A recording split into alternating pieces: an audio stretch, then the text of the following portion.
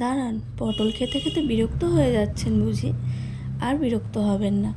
নিরামিষ ঝামেলা ছাড়া এমন একটা পটলের রেসিপি দেখাবো যেটা বিরক্ত ছাড়াই রান্না করে ফেলতে পারবেন, আর খেতে হবে দারুণ। এটার সঙ্গে আর অন্য কোনো পদ লাগবে না, এক থালা ভাত অনায়াসে শেষ করে দিতে পারবেন।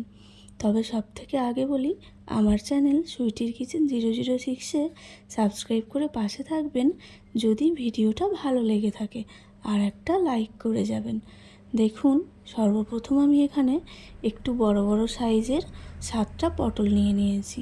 যেই পটলগুলো আমি খোলা ছাড়িয়ে দুটো মুখ কেটে নিয়েছি, ঠিক এইভাবে যেভাবে দেখতে পাচ্ছেন।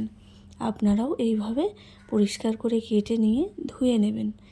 এরপরে যেটা করতে হবে সেটা হচ্ছে সামান্য পরিমাণ হলুদের গুঁড়ো আর পরিমাণ মতো লবণ দিয়ে ভালো করে এইটাকে মাখিয়ে নিতে হবে, যাতে পটলের ভেতরে লবণ হলুদটা ঠিকঠাকভাবে ঢুকে যায়। তো দেখুন, ঠিক সেই রকমই আমি লবণ হলুদ দিয়ে ভালো করে মাখিয়ে নিলাম। এরপর কড়াই বসিয়ে দেবেন গ্যাসে এবং পরিমাণ মতো তেল নিয়ে নিতে হবে পটলগুলো ভেজে নেওয়ার জন্য। হ্যাঁ, একটু বেশি পরিমাণ তেল নেবেন, কারণ পটলগুলো যত ভালো করে ভাজা হবে এখানেই অনেকটা পরিমাণ সেদ্ধ হয়ে যাবে।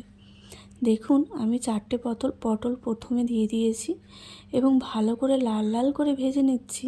আর দেখে অবশ্যই বুঝতে পারছেন যে এখানেই পটলটা অনেকটাই কিন্তু সেদ্ধ হয়ে গেছে।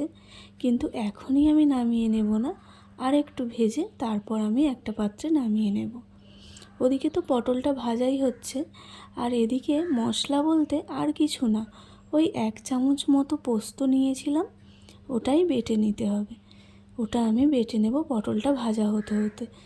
যাক, এদিকে আমার পটলটা কিন্তু ভাজা হয়ে গেছে। আমি কড়াই থেকে তুলে নিচ্ছি একটা পাত্রে। দেখুন, খুব ভালো করে কিন্তু ভেজে নিয়েছি আমি সব পটলগুলো।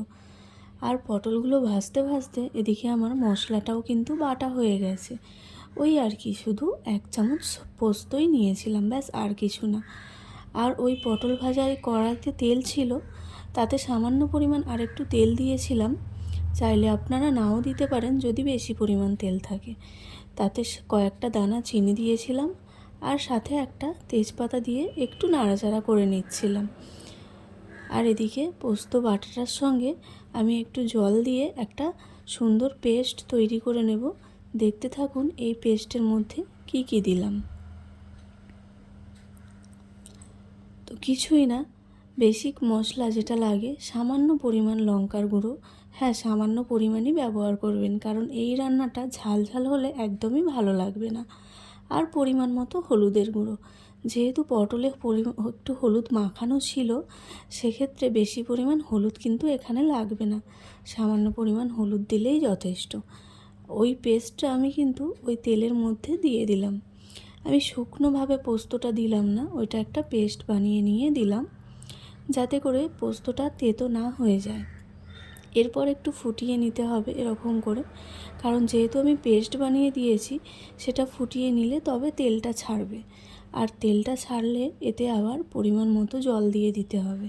বেশি পরিমাণ জল দেওয়ার দরকার নেই, কারণ পটলগুলো যেহেতু সেদ্ধ হয়েই আছে অনেকটা পরিমাণ, সেক্ষেত্রে বেশি জল দেওয়ার কোনো প্রয়োজন নেই। আর এবার কি, একটু গ্যাসটা জোরে করে জলটা ফুটিয়ে নিলেই তারপর আমরা দিয়ে দেব ভেজে রাখা পটলগুলো, এবং পটলগুলো দেওয়ার পর আর একটু ফুটিয়ে নিলেই হয়ে যাবে রেডি এই নিরামিষ পটলের সুস্বাদু রেসিপি। অবশ্যই বাড়িতে বানিয়ে দেখবেন। টাটা।